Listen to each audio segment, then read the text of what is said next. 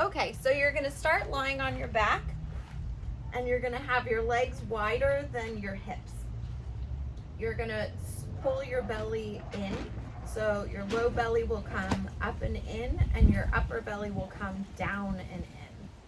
Once you have that, you'll check yourself and say, okay, I feel that. Now, is my back tightening? Or is anywhere else tightening? Sometimes your hips, your shoulders.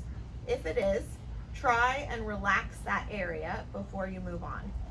Then from there, what you're gonna do is, phase one is to bring your knees together and apart, keeping your abs tight. So some people, to help give an extra cue, will keep their hands like mine are now, kind of pulling my checking to make sure that my upper belly's pulled down, etc.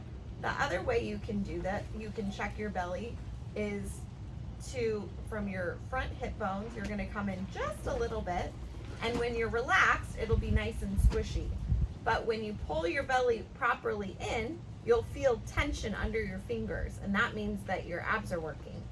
So you'll want to feel that consistent tension the whole time you're doing the exercise. If you find as you're going that maybe when you bring your knees in to a certain point that your abs flicker or turn off, pause and see if you can tighten your abs at that point, and then keep moving. If you notice any flickering at any point, no matter what point of the movement you're in, pause to see if you can re-tense it to keep it more consistent. Perfection is not the goal, but you want to aim for the highest level of quality your body can achieve. Now from here, if this starts to be relatively easy, the next piece is to tip your knees in the same direction. If you're going to the left, you're going to do your left leg first, and then your right leg's going to join the party. And then when you go the other way, it'll be right leg, left leg. Now the trick of this is that you want to only have your hips be moving and not have anything up above moving. Now what I mean by that is often what will happen is people will go and they'll allow their butt and their back to start to rotate. You don't want any of that.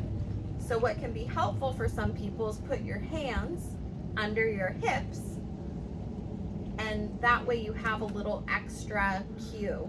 Another idea is you can use your hands or not, whichever you prefer, but to think about pushing your hips down into the ground. So if I'm going to the right and my left hip wants to come up, and I'm going to think about smashing my butt into the ground or the bed, or into my hand, whichever you prefer.